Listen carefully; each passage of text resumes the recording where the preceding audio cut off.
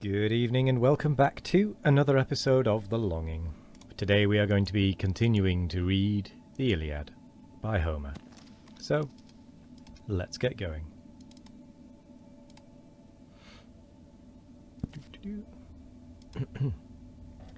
She spoke and furious... Oh, sorry, no, we're at the top of this page. I'd forgotten we'd stopped there for a second. The bath.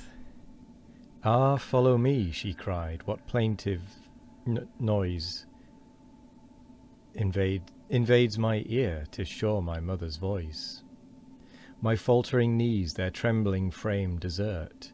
A pulse unusual flutters at my heart. Some strange disaster, some reverse of fate. Ye gods avert it, threats the Trojan state. Far be the omen which my thoughts suggest. But much I fear my Hector's dauntless breast confronts Achilles chased along the plain. Shut from our walls, I fear him slain. Safe in the crowd he ever scorned to wait, and sought for glory in the jaws of fate.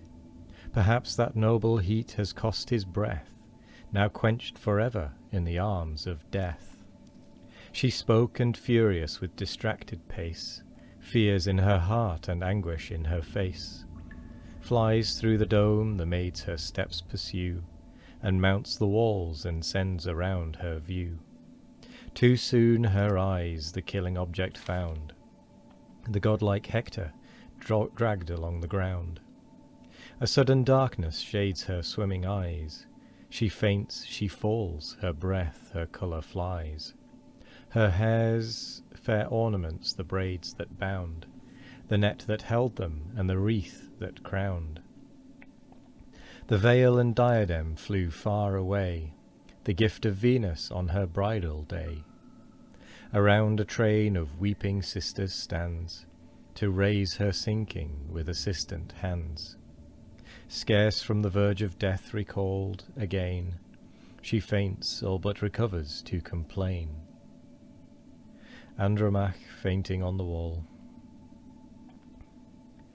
O wretched husband of a wretched wife, born with one fate to one unhappy life! For sure one star its baneful beam displayed on Priam's roof and Hippoplacia's shade. From different parents, different climes we came, at different periods, yet our fate the same. Why was my birth to great Aetion owed, and why was all that tender care bestowed? Would I had never been, O thou the ghost of my dead husband, miserably lost! Thou to the dismal realms forever gone, and I abandoned, desolate, alone. An only child, once comfort of my pains, sad product now of hapless love remains. No more to smile upon his sire, no friend to help him now, no father to defend. For should he escape the sword, the common doom, what wrongs attend him, and what griefs to come? Even from his own paternal roof expelled, some stranger ploughs his patrimonial field. The day that to the shades the father sends robs the sad orphan of his father's friends. He, wretched outcast of mankind, appears, forever sad, forever bathed in tears. Amongst the happy unregarded he hangs on the robe or trembles at the knee, while those his father's former bounty fed nor reach the goblet nor divide the bread. The kindest but his present wants allay, to leave him wretched the succeeding day. Frugal compassion heedless they who boast, both parents still, nor feel what he has lost. Shall cry, begone, thy father feasts not here. The wretch obeys, retiring with a tear. Thus wretched, thus retiring all in tears, to my sad soul Astyanax appears, forced by repeated insults to return, and to his widowed mother vainly mourn. He who with tender delicacy bred, with princes sported, and on dainties fed, and when still evening gave him up to rest, sunk soft in down upon the nurse's breast.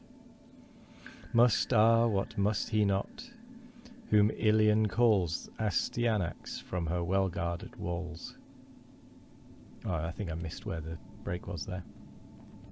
279. Is now that name no more, unhappy boy, since now no more thy father guards his Troy?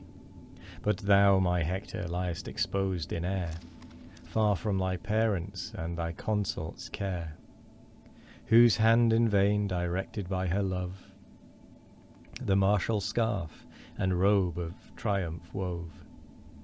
Now to devouring flames be these a prey, useless to thee from this accursed day. Yet let the sacrifice at least be paid, an honour to the living, not the dead. So spake the mournful dame, her matrons hear, sigh back her sighs, and answer tear with tear. Book 23. Argument. Funeral games in honour of Patroclus, 280. Achilles and the Myrmidons do honours to the body of Patroclus. After the funeral feast he retires to the seashore, where, falling asleep, the ghost of his friend appears to him, and demands the rites of burial.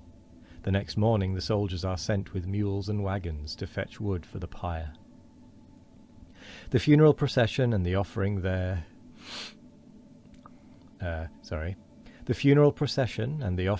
hair to the dead. That sentence doesn't make sense to me. Achilles sacrifices several animals, and lastly 12 Trojan captives at the pile, then sets fire to it. He pays libations to the winds, which, at the instance of Iris, rise and raise the flames. When the pile has burned all night, they gather the bones, place them in an urn of gold, and raise the tomb. Achilles institutes the funeral games. The chariot race, the fight of the caestus, the wrestling, the foot race, the single combat, the discus, the shooting with arrows, the darting, the javelin, the various descriptions of which, and the various success of the several antagonists, make the greatest part of the book. In this book ends the 13th day. The night following, the ghost of Patroclus appears to Achilles. The 31st day is employed in felling the timber for the pile, the 32nd in burning it, and the 33rd in the games. The scene is generally on the seashore. Thus humbled in the dust the pensive train through the sad city mourned her hero slain. The body, soiled with dust and black with gore, lies on broad Hellespont's resounding shore. The Grecians seek their ships and clear the strand. All but the martial Myrmidonian band. These yet assembled great Achilles holds, and the stern purpose of his mind unfolds. Not yet, my brave companions of the war, release your smoking coursers from the car, but with his chariot each in order led, perform due honours to Patroclus dead. Ere yet from rest or food we seek relief, some rites remain to glut our rage of grief. The troops obeyed and thrice in order led. 281. Achilles first their coursers round the dead, and thrice their sorrows and laments renew. Tears bathe their arms, and tears the sands bedew. For such a warrior Thetis aids their woe, melts their strong hearts, and bids their eyes to flow. But chief Pelides' thick succeeding sighs bursts from his heart, and torrents from his eyes. His slaughtering hands yet red with blood he laid on his dead friend's cold breast, and thus he said. And we're going to leave that till next time. So I will say thank you very much for joining me today. I hope you all have a wonderful morning, evening, afternoon or night. No matter what time of day it is, I hope you all have a wonderful one of it. And as always, we will be back tomorrow for more of The Longing. Goodbye.